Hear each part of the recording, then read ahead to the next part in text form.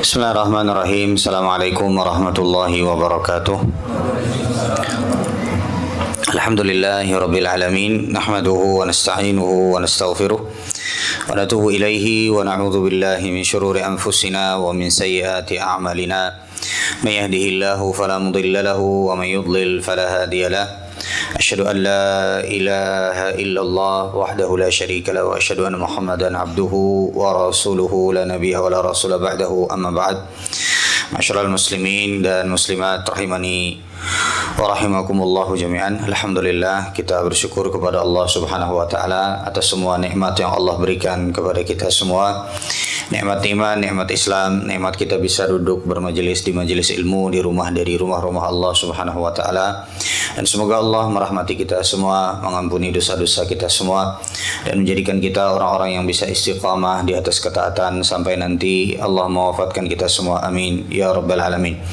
Masyarul muslimin dan muslimat rahimani wa rahimakumullah jami'an. Kita kembali bertemu di dalam kajian fikih pernikahan dan keluarga. Ini adalah pertemuan ke-9 dari awal kajian kita. Dan pada pertemuan kali ini sebagaimana yang ulun sebutkan ya pada pertemuan yang telah lalu, kita akan membahas tentang beberapa penyakit atau hukum seputar penyakit yang ini adalah penyakit-penyakit yang berpengaruh di dalam pernikahan ya. Dan pada dasarnya jamaah sekalian rahimani wa rahimakumullah, pembahasan ini adalah pembahasan yang ya lumayan sensitif. Bahkan ulun memohon maaf dari sekarang kalau ada mungkin nanti bahasa-bahasa yang ulun sudah berusaha untuk mencari bahasa yang lebih sopan, tapi ini memang adalah masalah hukum yang kalau tidak diterangkan sejelas-jelasnya, bahkan kalau menggunakan bahasa kiasan, takutnya nanti tidak bisa difahami dengan baik. Jadi bukan berarti ulun ini berkata-kata jorok, enggak, tapi memang pembahasan masalah fikih terkait dengan masalah penyakit di dalam pernikahan yang seharusnya itu ya dikabarkan sebelum menikah. Ya, dikabarkan sebelum menikah apabila terdapat penyakit tersebut baik pada mempelai laki-laki ataupun pada perempuan, maka sebelum terjadi akad nikah ya, jumhurul ulama, mayoritas para ulama berpendapat bahwa dikabarkan ya apabila terdapat penyakit yang akan berpengaruh terhadap jalannya pernikahan, langgengnya pernikahan. Jadi jangan pada saat setelah menikah baru dikasih tahu. Jadi hukum asalnya seorang laki-laki ataupun seorang perempuan yang memiliki aib atau yang memiliki penyakit, yang penyakit itu nanti akan kita sebutkan beberapa di antaranya detailnya. Ini seharusnya dia menyebutnya, seharusnya dia menjelaskannya pada saat ya sebelum menikah. Ya, pada saat sebelum menikah. Kalau itu adalah penyakit-penyakit yang akan berpengaruh terhadap pernikahannya. Ya, karena lebih baik ya belum menikah tapi tidak jadi menikah daripada setelah menikah lalu kemudian berpisah karena tidak diberitahu ada aib yang kalau diketahui nanti setelah menikah jadinya rumah tangganya akan hancur. Maka kita akan membahas terlebih dahulu beberapa poin terkait dengan masalah ini ya.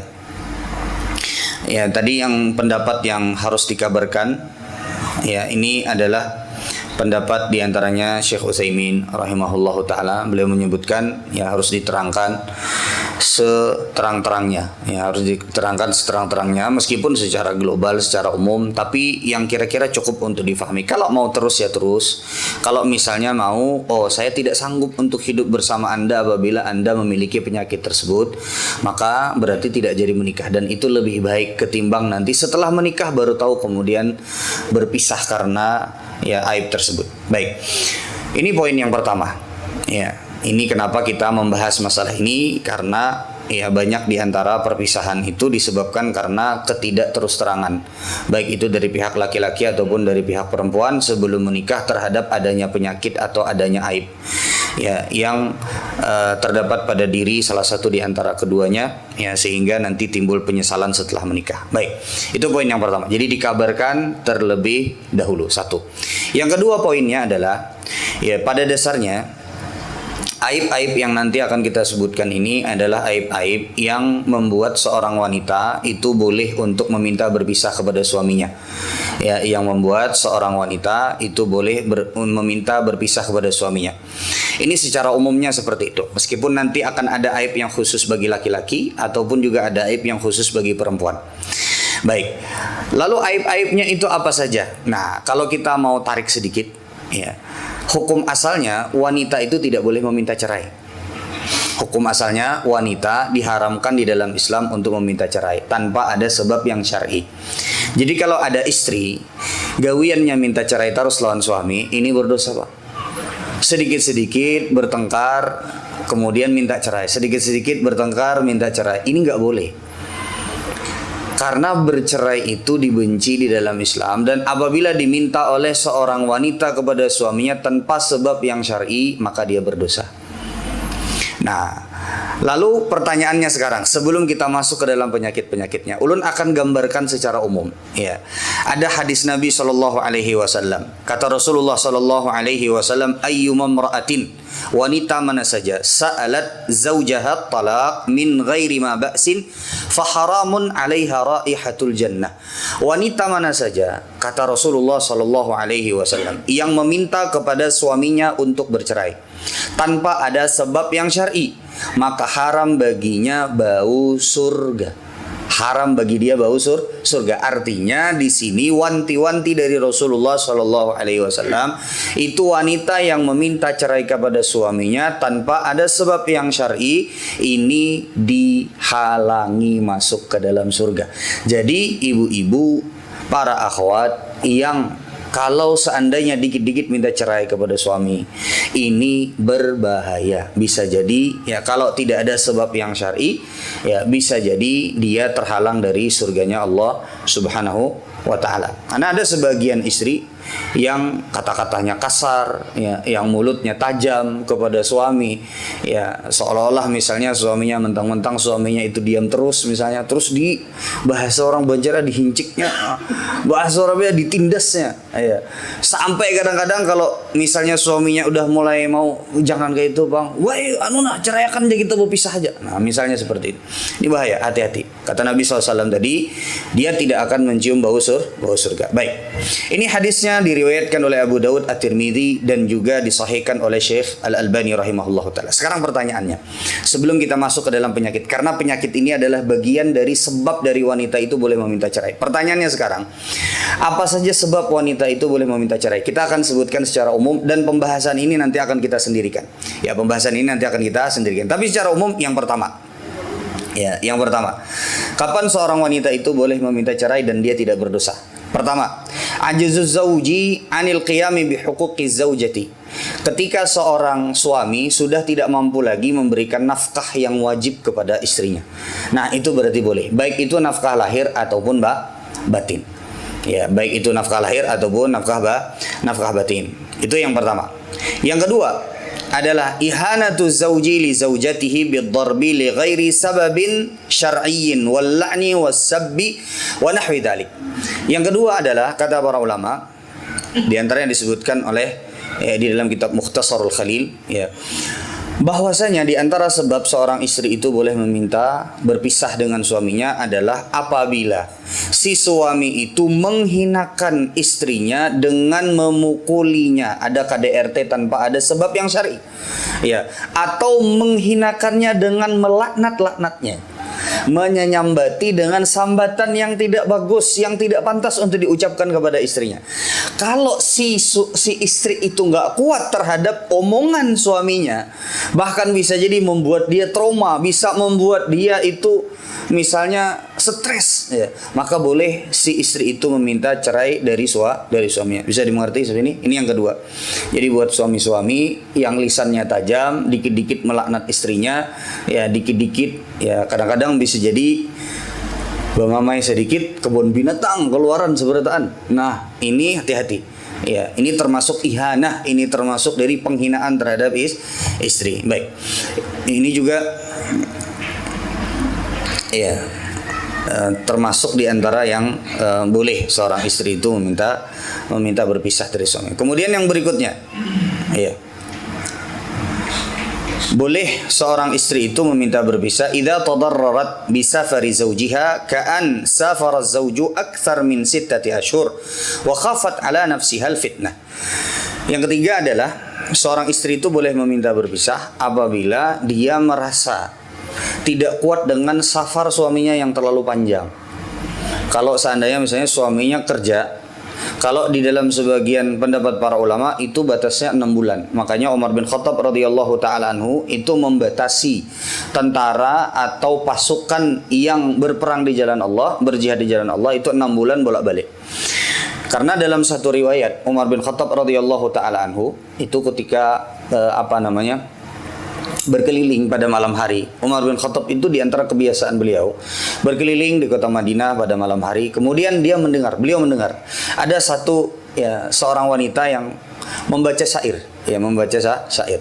Kurang lebihnya maknanya yang sedikit dari bagian ulun ingat dan ini adalah intinya, laula taqwallah lahtazzat hadas sarir. Kalau seandainya bukan karena takwa karena Allah, bukan karena takut kepada Allah, ini sarir itu adalah tempat tidur ini akan maksudnya dia akan berzina kalau seandainya tidak ada rasa takut kepada Allah Subhanahu wa taala, karena isinya tidak kuat ditinggal terlalu lama oleh suaminya. Umar bin Khattab langsung masuk kepada Hafsah radhiyallahu taala. Hafsah adalah anak beliau, istri baginda Nabi Muhammad sallallahu alaihi wasallam, dan ini masa kekhalifahan Umar bin Khattab radhiyallahu taala. Kemudian Umar bertanya, "Wahai Hafsah, wahai putriku, berapa bulan seorang wanita itu paling kuat ditinggal suaminya?" Sebagian riwayat menyebutkan Hafsah menjawab 4 bulan, tapi yang riwayat yang paling kuat adalah 6 bulan. Lalu kemudian Umar bin Khattab membuat aturan tentara itu atau pasukan kaum muslimin itu 6 bulan itu harus berganti. Jadi dia harus pulang kepada keluarganya. Nah, kalau seandainya seorang istri suaminya kerja misalnya setahun hanya rebulik, dan misalnya tidak ada pulang-pulang setahun, dia tidak bisa ditinggal suaminya lama karena tidak kuat, misalnya tidak diberikan nafkah kepada dirinya, kepada dia. Boleh nggak dia minta berpisah? Boleh, daripada nanti dia terjerumus ke dalam perbuatan zina. Ini diantara sebab yang disebutkan oleh para ulama. Yang keempat, tapi kalau dia ridho bagaimana? Ya nggak apa-apa, silakan aja. Kalau dia ridho bagaimana? Nggak masalah. Baik. Kemudian yang berikutnya.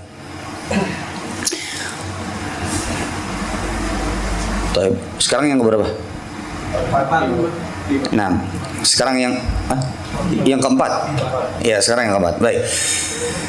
Idza ra'atil mar'atu bi zawjiha 'aiban mustahkaman. Nah, ini. Kalau seandainya seorang wanita itu melihat suaminya itu punya aib, punya aib atau penyakit. Penyakitnya ini nanti akan kita sebutkan. Ini masuk kita sudah ke pembahasan kita. Baik. Kemudian yang berikutnya ini akan kita rinci nanti. Kalau si istri melihat atau merasa bahwa suaminya itu memiliki aib. Memiliki aib yang membuat dia tidak kuat terhadap aib tersebut. Afwan. Ada colokan baterainya.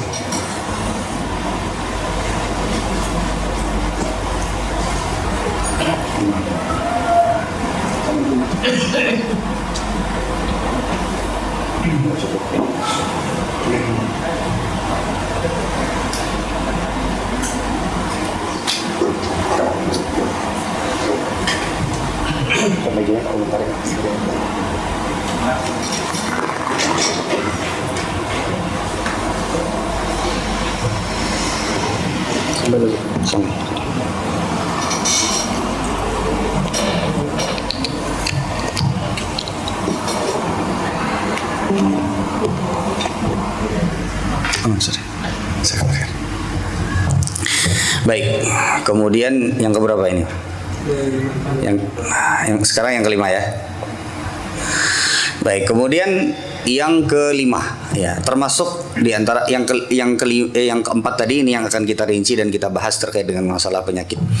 Kemudian yang kelima di antara sebab seorang istri itu boleh meminta berpisah dari suaminya adalah fusuquz zauji au fujurihi bi fi'lil kaba'iri wal mubiqat au adami ada'il ibadatil mafruḍah. Ketika seorang suami itu sudah sampai kepada derajat fasik, pelaku dosa besar, atau dia meninggalkan kewajiban seperti suami yang meninggalkan sholat, seperti suami yang tidak berpuasa Ramadan, tidak berpuasa tanpa ada udzur yang syar'i, atau suaminya adalah pelaku dosa besar, seperti misalnya suaminya itu berzina misalnya, atau seperti suaminya itu misal seperti orang yang memakan riba, ya, suaminya itu bekerja di tempat riba misalnya, dia nggak kuat, nggak bisa dia, saya nggak mau memberi makan diri saya dan anak-anak saya dengan harta yang haram. Atau suaminya perampok, suaminya begal misalnya, suaminya pencuri, ini termasuk dari dosa besar. Maka boleh seorang istri itu meminta berpisah dari suaminya karena suaminya adalah seorang yang fasik, seorang pelaku dosa besar. Baik, kemudian yang berikutnya, idza wujidat fi nafsiha nufratun minhu wa bughdan shadidan fi qalbiha wa lam ta'rifu sabab dhalik fa innaha ma'dzura fi talab at-talaq. Nah, ini sebagian para ulama menyebutkan, ya, apabila si istri ini dia tidak tahu kenapa dia itu benci banget sama suaminya, ya, kenapa dia itu benci banget sama suaminya, entah karena misalnya setelah menikah ternyata emang betul-betul nggak cocok gitu loh, ya, ternyata emang betul-betul nggak cocok.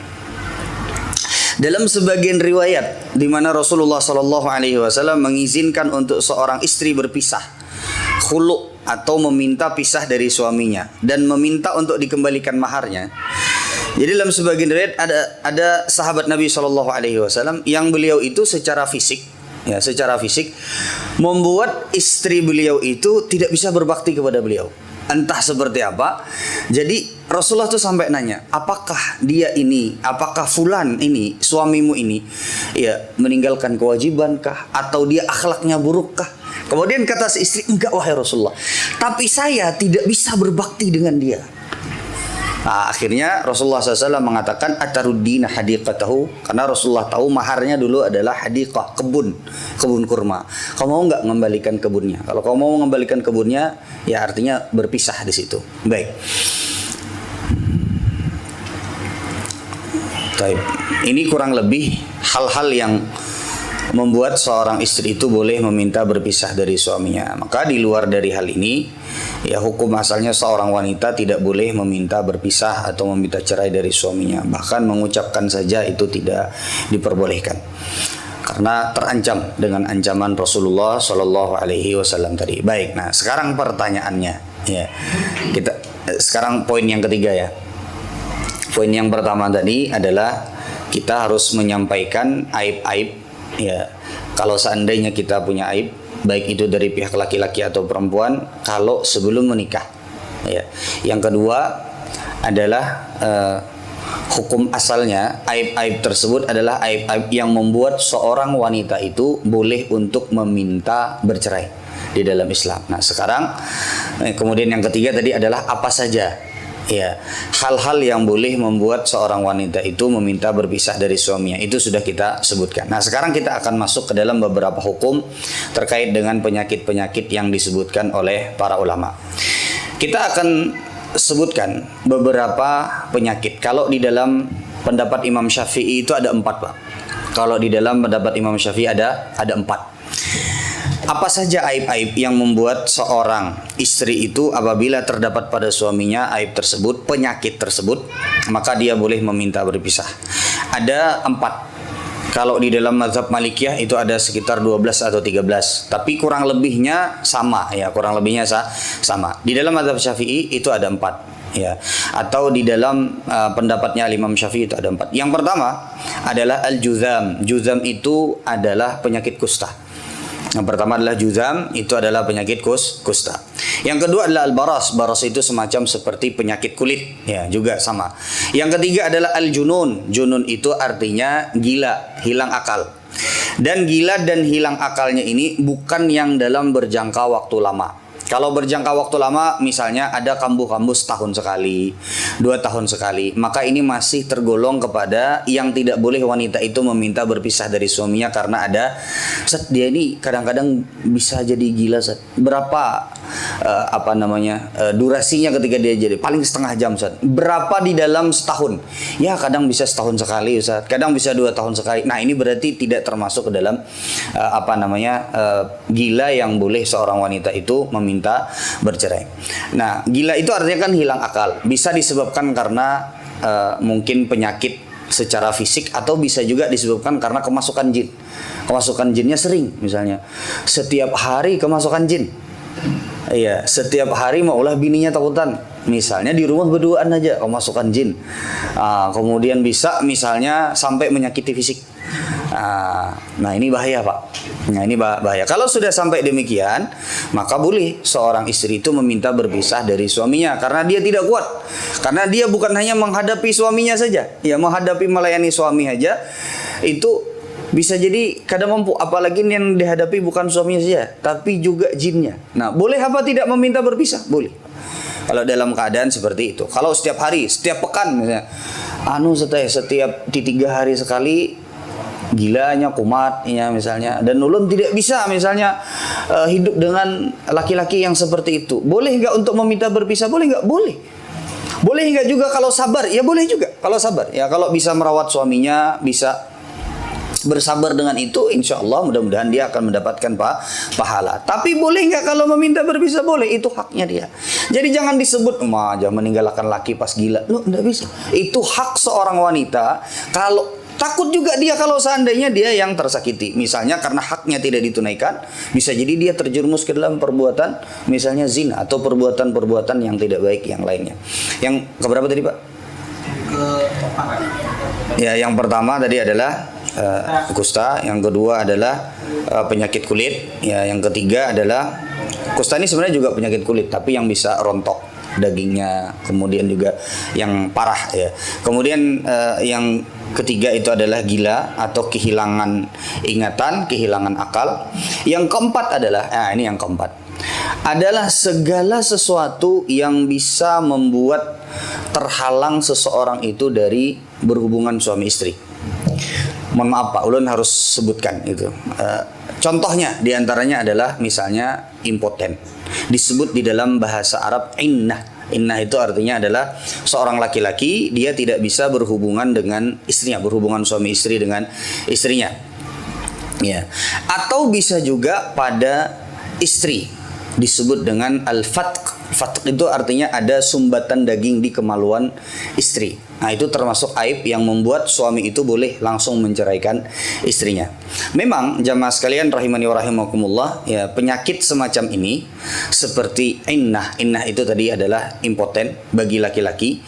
Kalau menurut mayoritas para ulama, kalau sudah tetap bahwa laki-laki itu ada penyakit impotennya, maka menurut mayoritas para ulama ditunggu selama 1 tahun. Ketika sudah diputuskan dihukumi oleh mahkamah, dihukumi oleh persidangan karena istrinya mengangkat, Pak, misalnya Pak Hakim, saya meminta bercerai karena saya tidak mendapatkan nafkah yang seharusnya saya dapatkan. Ya, kalau berhubungan suami istri nafkah lahir apa batin, Pak? Batin, ya nafkah batin. Baik, saya tidak mendapatkan misalnya nafkah batin dari suami saya. Saya takut nanti terjerumus ke dalam perbuatan zina. Saya sudah menikah selama 2 tahun, tapi dia tidak pernah memberikan nafkah kepada saya berupa nafkah batin. Diangkatlah permasalahan tersebut kepada mahkamah, kepada persidangan atau kepada pengadilan agama. Maka sejak hakim memutuskan, ini betul, ini adalah memang suaminya terkena penyakit misalnya impoten, dan itu bisa diputuskan dengan disebabkan karena 2. Yang pertama adalah pengakuan suaminya. Ketika ditanya apakah betul Anda memiliki penyakit ini, kata suaminya iya misalnya, maka diputuskan oleh hakim. Atau yang kedua adalah dengan pemeriksaan secara medis. Ya, dengan pemeriksaan secara medis. Kalau 2 itu sudah terpenuhi atau salah satunya sudah terpenuhi, maka hakim akan menunda sampai 1 tahun berikutnya, 1 tahun hijriah. Misalnya dari tanggal 1 Ramadan, kamu diputuskan bahwa kamu memiliki penyakit innah atau memiliki penyakit impoten misalnya. Kami memberikan waktu kepada Anda selama 1 tahun. Kalau sampai 1 tahun dia tidak bisa sembuh, maka disitulah hakim menjatuhkan menjatuhkan perpisahan antara dia dengan istrinya. Bukan hukuman ya, tapi hukum bahwasanya dia dipisahkan dari istrinya. Syekh Utsaimin rahimahullahu taala beliau menyebutkan, kalau zaman sekarang, kata Syekh Utsaimin, kalau sudah diputuskan oleh mahkamah, kalau diputuskan sudah persidangan, tidak perlu nunggu 1 tahun.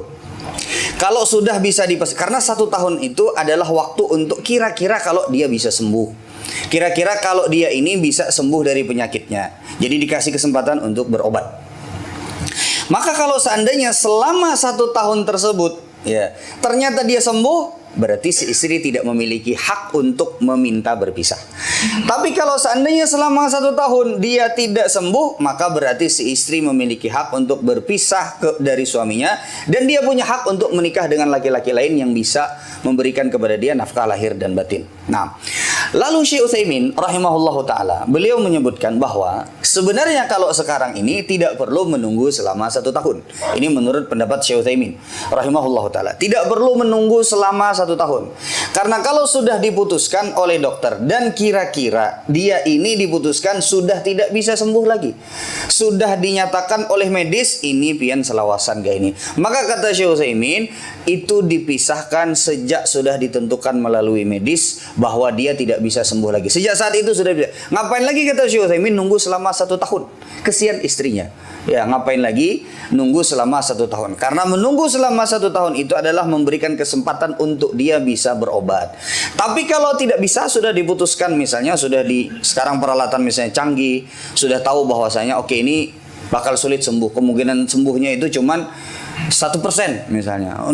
Nah, berarti kata Syekh sejak saat itu sudah bisa dipisahkan. Baik.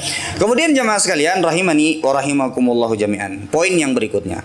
Ya, Ibnu Qayyim al-Jauziyah. Poin yang berikutnya. Tadi ada berapa penyakitnya kurang lebih? 4. Yang pertama tadi adalah apa? Kusta. Yang kedua adalah penyakit kulit. Yang ketiga adalah gila atau kehilangan ingatan atau kerasukan jin dan lain sebagainya. Ya, kemudian yang keempat ini adalah segala sesuatu yang bisa membuat seseorang itu ya terganggu di dalam hubungan dia berhubungan suami istri. Imam Malik itu Pak menyebut ada banyak. Ya. Kenapa kok Imam Syafi'i cuma 4? Imam Malik ada banyak. Ini ulun akan bacakan di antara pembahasan di kalangan mazhab Imam Malik. Tapi ini sesuatu yang menarik. Tapi pian jangan ini ya, maksudnya jangan ketawa. Ini para ulama membahas sampai sedetail itu. Imam Malik itu Pak menyebutkan ada beberapa aib yang termasuk, kalau Imam Syafi'i kan cuma 4. Tapi yang keempat itu secara umum dan mungkin bisa masuk ke dalamnya banyak hal. Kalau Imam Malik itu menyebut secara detail, ya, menyebut secara detail. Beliau menyebut ada 13 aib. Beliau menyebut ada 13 aib. Di antaranya adalah al-khira'atu 'indal wat'i. Nah, ini yang menarik, Pak. Ada orang ternyata, mohon maaf, Pak. Ada orang, ini dari mazhab Imam Malik, dari kitab Imam Malik, bukan dari karangan ulun enggak, tapi contoh ini dari mazhab. Ulun tuh agak khawatir nanti pian kira ulun ini menyebut kata-kata kotor, enggak, tapi ini memang betul-betul disebutkan di dalam kitab-kitab fikih. Di antaranya adalah kata beliau al-khira'atu 'indal wat'i wa tusamma ghadhithah. Ada penyakit namanya ghadhithah, yaitu orang itu ketika berhubungan suami istri dia selalu, mohon maaf Pak, buang air besar. Jadi setiap kali dia berhubungan suami istri, dia itu selalu buang air besar di tempat di mana dia berhubungan suami istri. Jadi itu penyakit. Ya, itu Pak, penyakit. Setiap kali berhubungan suami istri, dia itu berak di situ, Pak. Dia buang air besar di situ gitu loh. Nah, ini termasuk dari sesuatu yang membuat mungkin bisa jadi si istri itu dia tidak bisa, artinya berhubungan suami istri. Nah, ini disebutkan di dalam mazhab Imam Malik, ya. Nah, ternyata kata Ibnu Qayyim al-Jauziyah. Kata Ibnu Qayyim al-Jauziyah. Kalau di dalam mazhab Abu Hanifah ada lagi. Kalau di dalam mazhab Imam Malik ada lagi. Di dalam mazhab Imam Syafi'i tadi kita sebutkan 4, satunya itu umum. Di dalam mazhab Imam Ahmad juga kurang lebih sama, ya. Kata Ibnu Qayyim al-Jauziyah, kata beliau bahwa ini di dalam kitab beliau Zadul Ma'ad. Ya. Wal qiyasu anna kulla aibin yunfiru az-zawju al-akhar minhu. Jadi kata Ibnu Qayyim, Para ulama itu menyebutkan aib-aib tadi itu sebagai patokan. Tapi semua aib yang kira-kira membuat seorang istri atau seorang suami itu akan menjauh, tidak bisa mendekat kepada pasangan yang lainnya, maka ini termasuk di dalam sebab yang boleh seorang istri itu meminta berpisah dari suaminya. Apapun itu, kayak misalnya seperti penyakit kulit, atau tadi seperti penyakit kusta, ya segala sesuatu yang kira-kira bisa membuat si istri ini dia tidak bisa mendekat kepada suaminya, atau si suami juga demikian, ya maka misalnya mohon maaf Pak, misalnya ada penyakit ya kulit, misalnya bebanyuan, kemudian misalnya mengeluarkan bau sampai membuat si istri ini tidak kuat. Kalau dia bersabar itu bagus dan dia akan mendapatkan pahala yang besar di sisi Allah. Tapi kalau seandainya dia tidak bisa dan tidak kuat untuk bersabar, ya, karena dia juga butuh untuk dinafkahi secara batin, takut-takut dia terjerumus ke dalam perbuatan zina, maka boleh dia untuk meminta berpisah dari suaminya. Nah, ini kata Ibnu Qayyim al-Jauziyah, artinya semua aib. Bahkan kata beliau, wala yahsulu bihi maqsudun nikah minar rahmati wal mawaddati wa yujibul khiyar. Dan tidak menjadikan tercapainya tujuan pernikahan. Tidak menjadikan tercapainya tujuan pernikahan. Dan tidak tercapai tujuan pernikahan ini banyak. Contoh, ya, seperti tujuan pernikahan bahwa di dalam pernikahan itu diantara tujuannya adalah mencari keturunan. Hukum asalnya apabila seorang suami dia dinyatakan, mohon maaf, misalnya seperti tidak bisa memiliki anak lagi mandul, boleh nggak si istri itu meminta berpisah dari suaminya? Wallahu ta'ala alam, sebagaimana juga disebutkan oleh Syekh Utsaimin, maka boleh. Ya, ulun tidak menyuruh untuk tidak bersabar enggak. Tapi kalau seandainya ya ada seorang laki-laki yang sudah dia putuskan oleh medis, dia tidak bisa memiliki anak, tidak bisa memiliki keturunan, maka hukum asalnya seorang istri itu boleh untuk meminta berpisah dengan si laki-laki tersebut. Baik.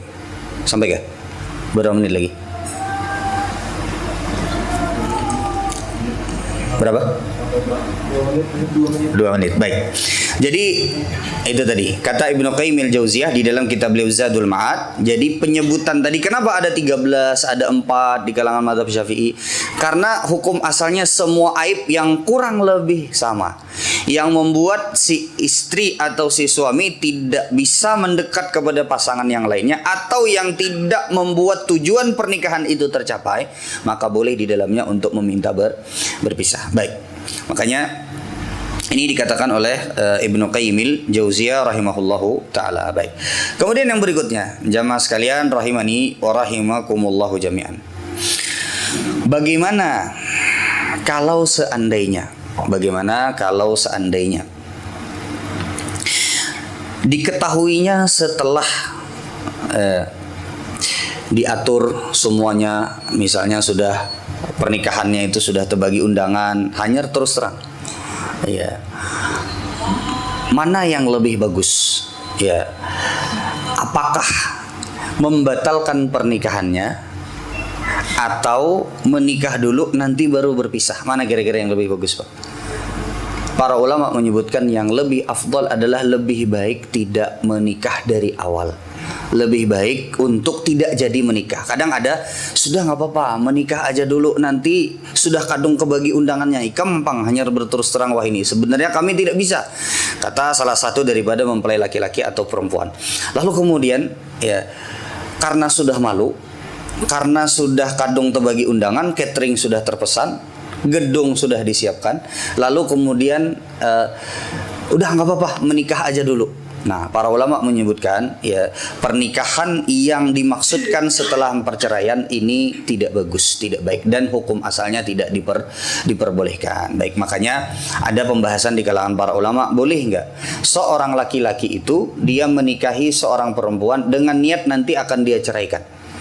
Ya, dengan niat nanti akan dia ceraikan. Syekhul Islam Ibnu Taimiyah menyebutkan ini tidak diperbolehkan. Meskipun cuma di dalam hati, dia tidak terucapkan. Tidak ada dia mengucapkan. Nanti ya, kita kalau seandainya setelah menikah, sebulan setelah menikah kita bercerai, ini mut'ah namanya, kawin kontrak. Ini nggak boleh. Ini seperti orang-orang Syiah. Tapi ini kasusnya adalah kalau seandainya dia cuma hanya sekedar di dalam hatinya saja. Nah, ini tidak boleh. Disebut an-nikahu biniyati at-talaq. Nikah dengan niat talak atau niat berpisah, ini tidak diperbolehkan. Baik, silakan adzan terlebih dahulu. Adzan. Kalau pian ada pertanyaan boleh dituliskan di kertas. Tanya Ustaz, bila ada seorang suami, berarti istri berarti ya. Izin bertanya Ustaz, bagaimana bila ada seorang suami yang, mohon maaf ya, yang hiperseks atau sebaliknya, yang jarang mau diajak berhubungan, padahal dia mampu, tapi karena alasan dia capek, karena alasan dia lelah ya. Yang pertama terlebih dahulu, ini berarti tidak menunaikan hak istrinya, karena sebagaimana seorang suami memiliki hak ya untuk dia meminta ya dilayani oleh istrinya, si istri pun juga memiliki hak ya nafkah batin, dan ini adalah termasuk ya nafkah batin yang kalau seandainya tidak ditunaikan